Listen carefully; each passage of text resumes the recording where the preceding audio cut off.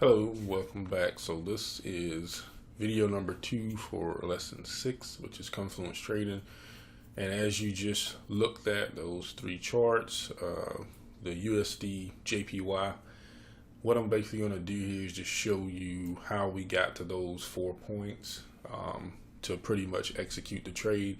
This is the area that trade was executed off of, and as you can see, this is the weekly chart. So of course I like to start on the weekly and kind of, put my fibs and make it relative to current price.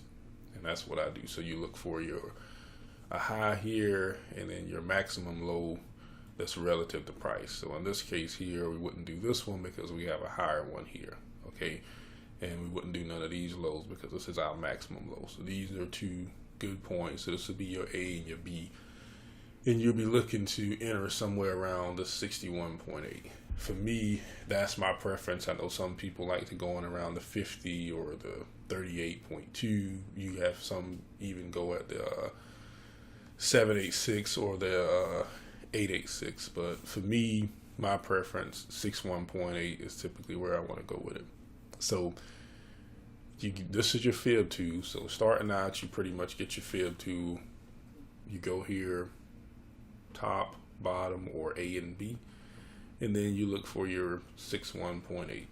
So, and that's going to be your ideal area. So that was, I think, the first prerequisite.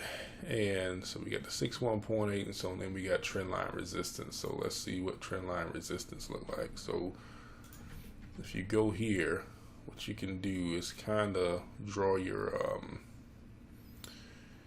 you can draw these out. Now there of course is a hit and miss in some cases, but they don't have to be exact. Some people draw them to the wick, some people draw them to the body, so it just all depends on preference, right? For me, long as I see a close above and below, that's pretty much what I'm gonna go off. Like here, you don't see a close below any of these, below this trend line here. So for me, that just tells me that, okay, well, it's not a actual break yet, right? So now you can see where it did break right through here because you got an actual close here. And then you got your retest of it. So it comes back down here. So you could have looked for entry somewhere around here. And that obviously coincides with the 38.2, which is where some people do trade off of. But me preferably here is what I like. So anyways, it comes back up and it does a retest of the same trend line. So what's significant about this is that you got the 61.8 and you have a retest on the trend line, right? So let's see what number 3 is. Okay, number 3, RSI. So if we go over here, I have a RSI template. Let's see, we can do the levels here. And so if we look at that, we do have RSI. That's pretty much peaking up. It's not quite outside the Bollinger Bands like you kind of see it here on this one, which would have been ideal. And of course, maybe here, but sticking to the lesson. So the third confluence is RSI. So we did have a nice spike up on RSI, and it's pretty much around that top side of the Bollinger Band, which pretty much indicates that there's price exhaustion or the momentum is going to slow down. Okay. So that's number 3. And the fourth one is resistance zones from past price action. Okay. So now if we look at this area here, like if you pretty much, you can start right around here and look at this area right in here. All of that is pretty much a resistance zone. Every time price kind of went in there, you see it kind of broke here, came back, struggled here, again, and then also here it is again. And also it kind of struggled a little bit here. So with it having, let's see, broke in here and it broke. So 1, 2, 3, 4, this is the 5th time it's coming to this level. So I would think that it's pretty much a standing level. So I would be looking for opportunities around here. So that was the 4th thing for me. So of course we waited until it actually went into our area and gave us the 61.8. And then when it gave us our 61.8, that's where we entered the trade at.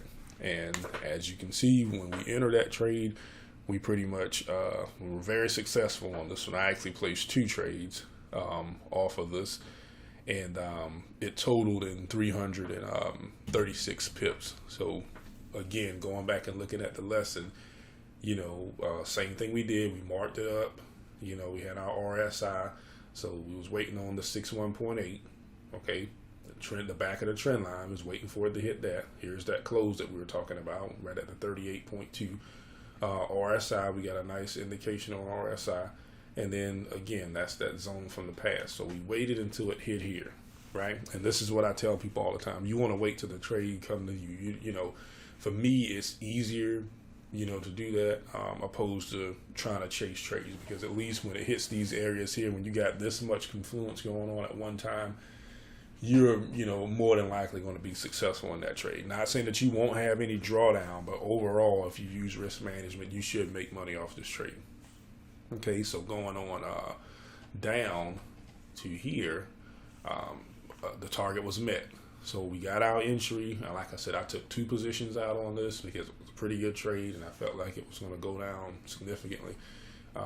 Here is the take profit. I put it way out of reach, so I can actually look at it and monitor it. So again, so when you scale down to the 4 hour, this is where I normally would take entries at, and this is where I actually took the 2 entries here. So I initially got in here, and then I actually took another trade right here. So, and you can see that price fell real nice.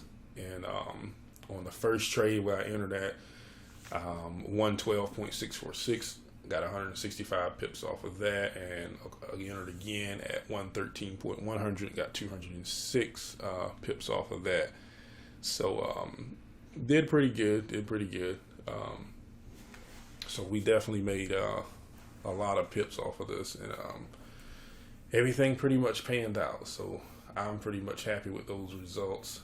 And another thing to consider is that even though you see things like this, you can't always go off of these alone. And that's why I was telling folks you need obviously confluence. The more confluence you have, the better. You can't just go off one thing or another, and that's what a lot of people tend to do, and it doesn't really work out for them, which is why I pretty much made the video so people can see, just how much, it actually takes to get in a trade and place a trade. So another thing I want to point out here is the profit wise here. I didn't update this from the last time that I did the numbers here. So of course, if you see 165 plus 206, that's obviously going to give you 371. So this here was a older one, that I put in because these trades are actually still live, and I'm still actually tracking them. And at this point, I actually have a third trade in that I entered right here, because when I pulled the trigger from here to here, which is my A to B point for my fibs, you're going to see once I show you the go back to the live view, price actually came up and it spiked into another 61.8 trade, and I'm actually in that trade currently as well. So we can actually go and take a look at that if we go down to the 4 hour and we back up. So if we put out fibs, we go from here to here, you can see that this is where I entered again. Why? Same principle. You got RSI outside of here, was waiting on the 61.8 trade. So you just have to look at those confluences. And of course, if you back this up, you're pretty much I don't know if this coincides that well with it, but you will see, and it does. So when you put all this stuff together, I mean, you got your break here, retest. I mean, it did pretty much the exact same thing on a lower scale. So here's your 61.8 again, RSI, trend line. I mean, everything that we pretty much just talked about, it did the same thing again on the smaller time frame. So of course, I jumped in again right here, and I'm gonna actually try to insert that picture as well. But anyways, don't want to make these videos too long. I think you guys get the gist of what I look for and how I pretty much do things, going with the weekly and identifying your points. When I see all four of those indications, that worked well for me. So that's pretty much where I'm at. And like I said, I'm currently in this trade here now. So I entered somewhere around here, I think. So that's a quick 80 pips. And the current margin right now is 60 pips. So either ways, that's not really, you're not really losing anything by waiting if you're placing good trades. Like I got in the tip top of that trade, so my maximum pips on one trade was 260. That's what I could have gotten if I would have closed it. And then I came in again right here. And the maximum on that was 200. So basically around 400 and something pips, 460 something pips in these two trades here. That was a maximum that I could have got out of that. And then of course 80 here. So 460 and 80. So you're looking at 540 pips that I could have just said, hey, you know what? Let me close the book on these. 3 trades, 540 pips. No drawdown whatsoever. So this is why I recommend that you use these 4 steps that's highlighted, here.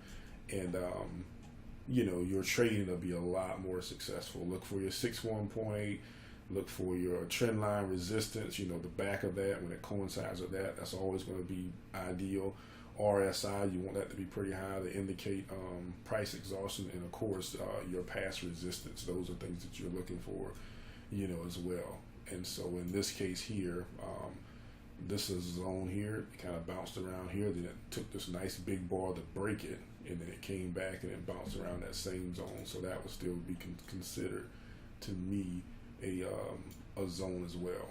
So those are the things that you look for. Use those 4 steps, and that'll help you be a little bit more successful. Again, it's not a lot of trading. You won't trade every day.